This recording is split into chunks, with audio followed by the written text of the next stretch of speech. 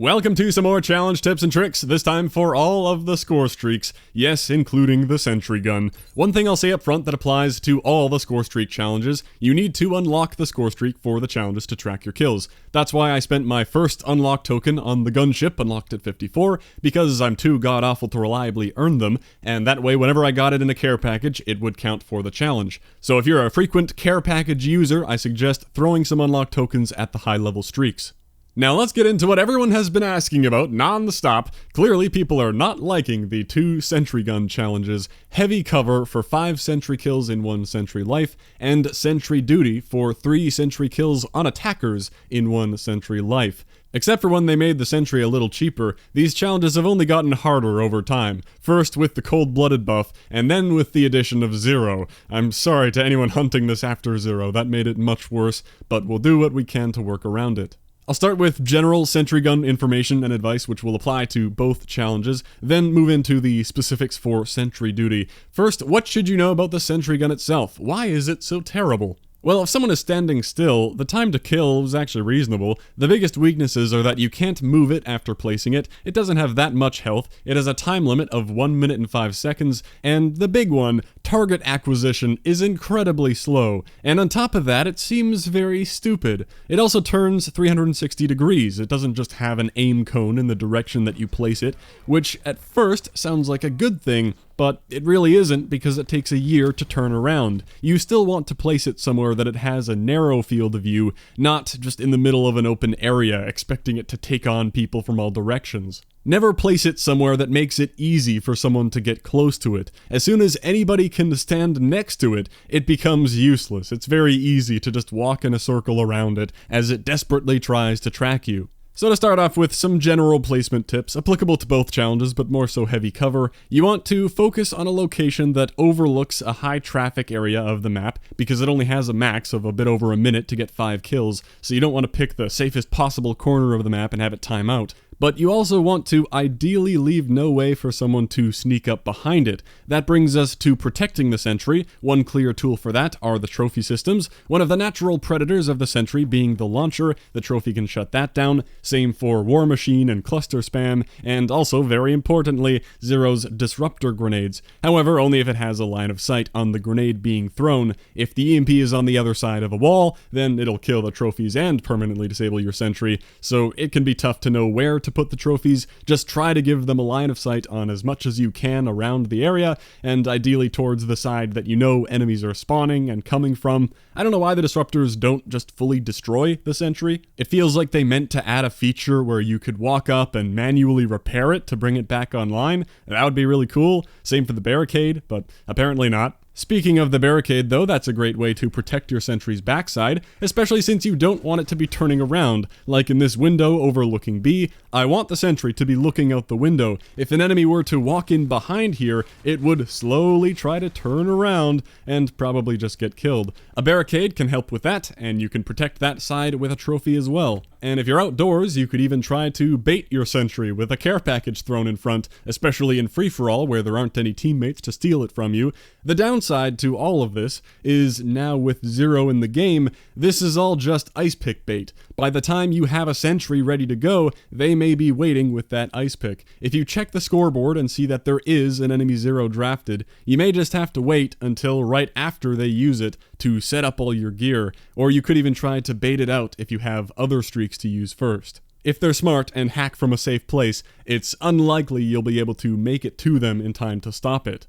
Hacking aside, after all that setup, maybe this is where some people go wrong. The last line of defense for your Sentry Gun should be you. Don't place everything down and run away hoping for 5 kills. There are still plenty of ways for people to destroy it, with FMJ2 or by shooting your trophies and launching it down. You don't want to steal kills from your sentry, but you can be there to watch its back and sometimes keep it alive when necessary. And you can also help prevent it from getting stuck on non-player targets. If there is enemy razor wire, a barricade, another sentry, a mantis, a strike team, your sentry will likely fixate on that and completely waste all of its time trying to destroy it. Ideally, you'll have a launcher on your class to help deal with that. You can also take down attack choppers with that because they can target ground streaks and take them out very quickly. Even if you do none of that, even dying while hanging around your sentry is better than having left it alone. That might give your sentry enough time to get the revenge kill. If that person shot you instead of shooting at your sentry, that's exactly what you want. Never mind a care package as bait, use yourself as bait. Well, okay, maybe not that, but do stay in the area. The fact that people tend to prioritize shooting a player over shooting at a sentry is probably why I didn't have too much trouble getting both my challenges done over the 6v6 Nuketown weekend. Oh boy, he's talking about Nuketown again. Well, the chaos of Nuketown makes it more likely to get the kills quickly, and when people keep running into gunfights, they may care less about going back to destroy a sentry gun, but that was pre-zero. Now with the EMP grenades, free-for-all may be a better option for still having some frequent gunfights, but without the map being tiny. Free-for-all also, in theory, makes Zero's ice pick a bit less dangerous, since somebody may be near enough to kill them when they start the hack.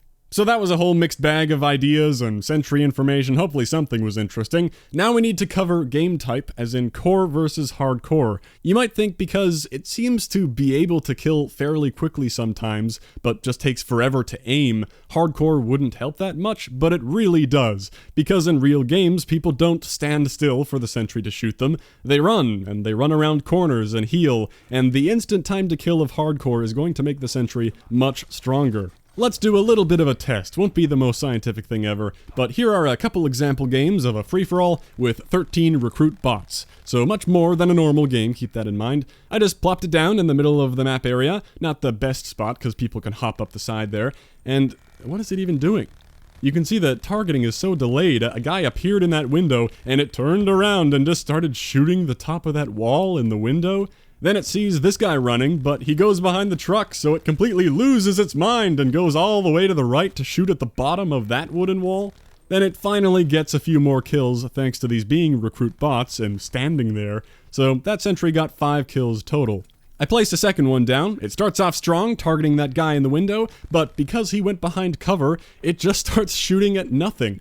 That's kind of what I mean by it being dumb. When it acquires a target and then loses it because they go behind something, it doesn't just stop shooting and look for a new target. It has to shoot wildly at absolutely nothing for a few seconds. Like again here with the guy behind that bus, which is a big part of what's making it so ineffective. And playing in core makes that situation more likely, people escaping to get behind cover. So that second sentry in core got 4 total kills. Wasn't even enough to unlock heavy cover that time, versus 13 recruit bots. Never mind 7 real players. To be fair, some of the bots did appear to be running cold-blooded. Now, how about hardcore? How much can the faster time to kill help the sentry gun? There's one. And then, oh lord, it gets all 5 kills needed for heavy cover in one quick chain, and ends up building to a total of 10 kills in the end, despite the trophy system stealing a kill. I tried deploying a second one, but the game ended because it was too good. As I said, wasn't intended to be a very scientific comparison. There are plenty of variables here, but I can also tell you from experience, and it seems like all the comments I've seen agree, the sentry feels a whole lot more effective in hardcore. Not that you can't do it in core, like I showed before, that's how I did mine, applying no strategy, just tossing it down in a hardpoint, and it got 5 kills. But here was one hardcore time. I got the sentry out of care package, dropped it down in a Nuketown window, and it happened to kill 5 people and 2 strike team members, and I wasn't doing anything to protect it. How about we try the same thing, except in core? Alright, do your thing, Sentry Gun. Oh, we're getting hacked, are we? Don't think so, you leave my Sentry Gun alone. Okay, we're good. I hear a lot of shooting, but it isn't hitting anyone. Oh, because it's just shooting at an opaque window. What is your problem? Oh, more shooting. Oh, we got a hit there. Ah, but he went behind the corner. Ooh, 50 damage dealt EKIA, though. Oh, okay, it's gone. Thanks for absolutely fucking nothing. So even if you want to ignore everything else in the video up to this point, if you're needing to do heavy cover, just play hardcore. Preferably free-for-all, pick a decent high-traffic but protected spot, and get lucky. It is a luck-based challenge at the end of the day. You can do everything right and get 0 sentry kills. There is a lot you can't control. We've covered a lot of general Sentry Gun stuff that should help with both challenges, and I think we're done with heavy cover. Now we should focus on the mechanics of Sentry Duty, involving killing objective attackers. When it comes to choosing a game mode for this, I'll be recommending either Domination or Hardpoint. You might think Control should be a consideration too, and it may very well be possible, but I've just heard too many people saying they thought they did it in Control and it didn't count. I don't have any good examples of it being done in Control. That's the thing about challenges, not something you can test in a private match, and this is one you only complete one time, and that's it. Can't gather much information about that. So I'm not ruling out Control, I just don't know enough to recommend it. In fact, I completed my Defender challenge in Control, which also tells you to kill attackers, but even if it were confirmed to be reliable, I think Domination and Hardpoint make more sense anyway, with Control having two equally important objectives, and the limited lives, and only defending every other round. So we're going to be focusing on Hardpoint and Dom. Domination has the advantage of hardcore as an option. There is no hardcore hardpoint, at least as of right now. And also the advantage of the flags not moving. You can't pick up and move your Sentry Gun to the next hardpoint, so it's nice to set up everything overlooking the B flag. But a problem is that if you set it up poorly, your sentry may be killing people before they get near the flag, and they won't be considered attackers. So you want the Sentry Gun to only see the objective, and nothing else, which really comes down to the map.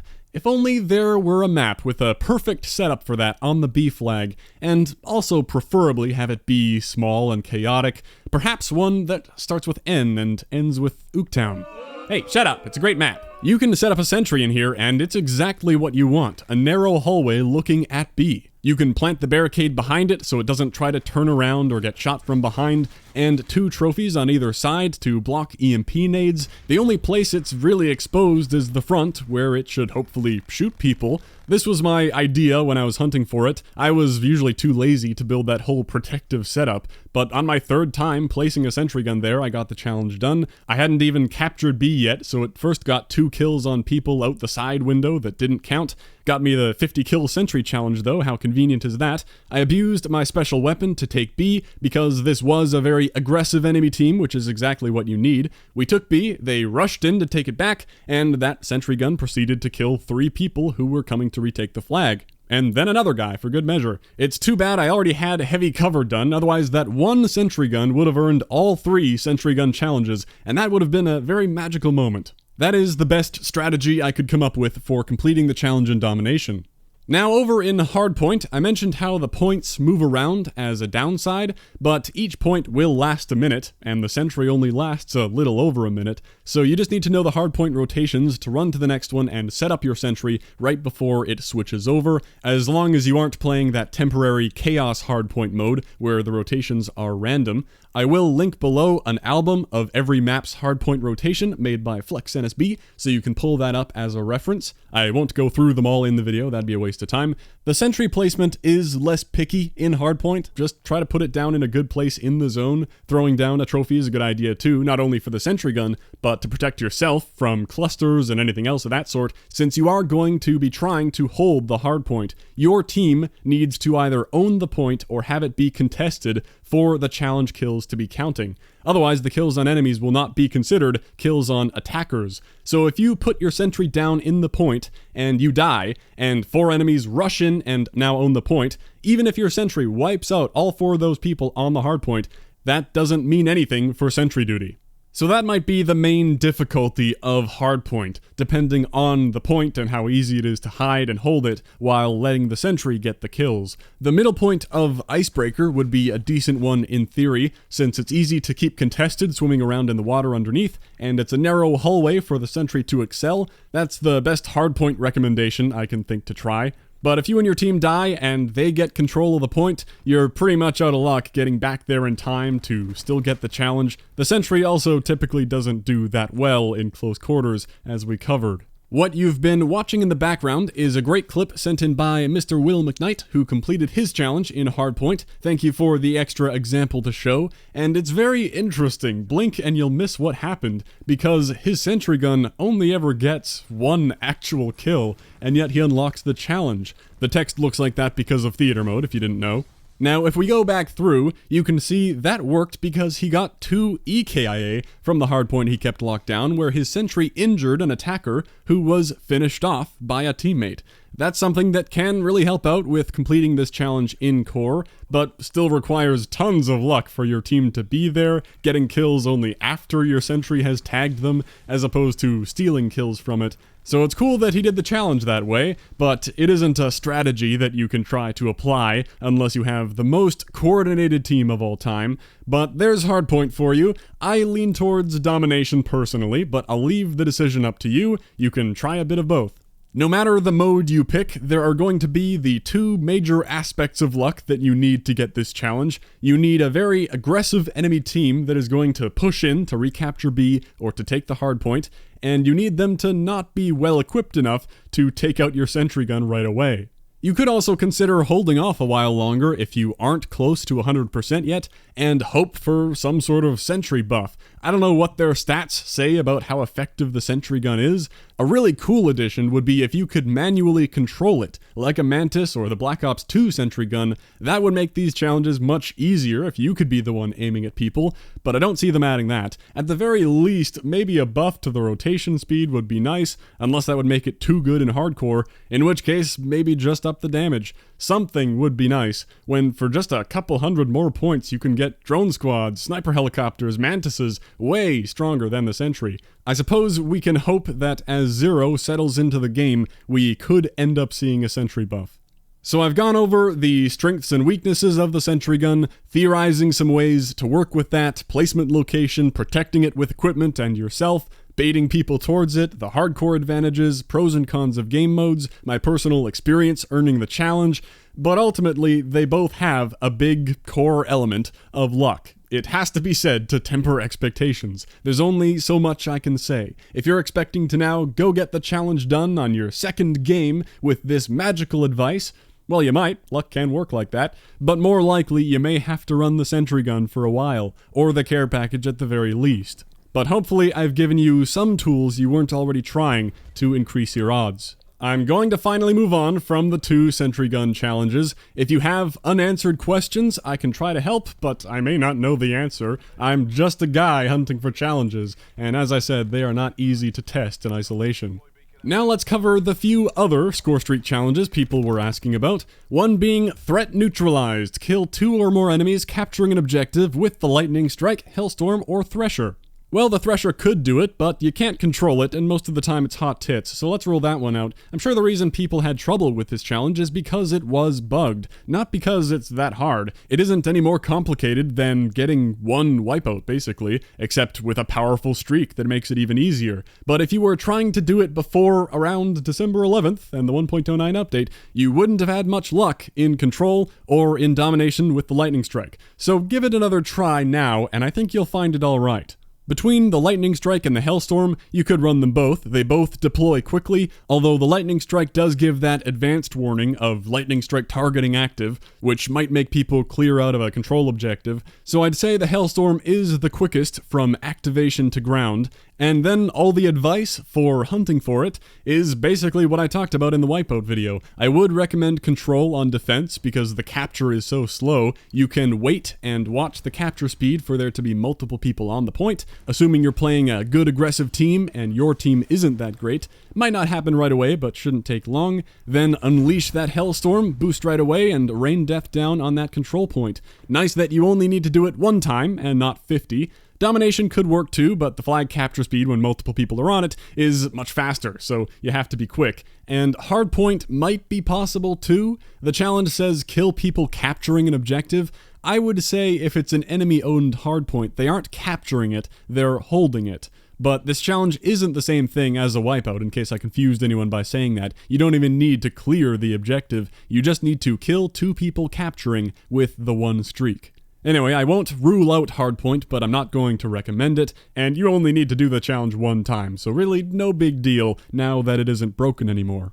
Next, I'll mention Defender here. You may get this done while going for Sentry Duty if you're really struggling with that. This is like Sentry Duty, except a grind over time, and the strike team can help it go much faster. And that is the best way I know to earn it quickly. Call in a strike team in hardpoint, order them to go stand on the current point. Remember, you can tell them where to go. The button to do so will be on your screen, even though I don't think many people ever bother to do that. But they'll stand guard on the hardpoint, and every kill they get from there will count towards the Defender challenge. Finally, I'll cover Inbound and On Point, which are by far the grindiest challenges in these categories. 200 objective kills with airborne and ground-based streaks.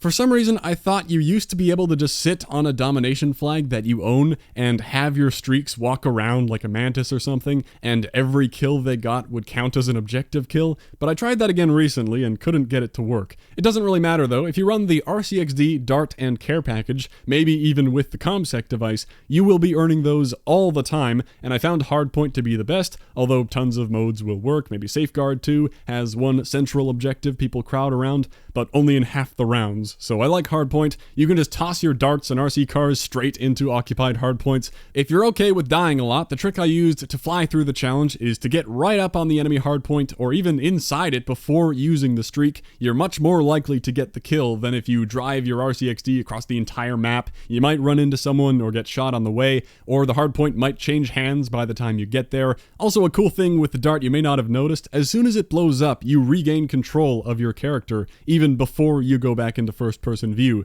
You can see me moving in third person in some of these clips after a dart blows up. Anyway, I was getting 2 to 5 kills for both ground and air every game. Sometimes a big game with close to 15, depending on the care packages. They can often give you something good like a Mantis or a strike team that can really rack up those ground streak kills. Or you could just run those higher tier streaks if you're able to consistently earn them. Even then, I think looping the RC and dart constantly might be faster. But either way, if you focus in on these challenges like that, you can make them go by much faster. I was only halfway done by the time I hit Master Prestige, but when I started to go for them, it got done in a couple days. Well, I hope I didn't rush through those last few challenges too much. I think they were fairly simple compared to the Sentries, but as always, if you wanted more detail about something in here, feel free to ask away, like about the support category, which I didn't even bring up, because I didn't hear of anyone having trouble with it. There we have the Scorestreak challenges of Black Ops 4. I wish you the best of luck, may your sentries be accurate, and may your games be without zeros. I believe Killjoys are finally up next. I don't know how much of that will be helpful and how much will be ranting about ruin shutdowns, but we'll see. Thanks for watching, and Merry Christmas! I'll catch you next time.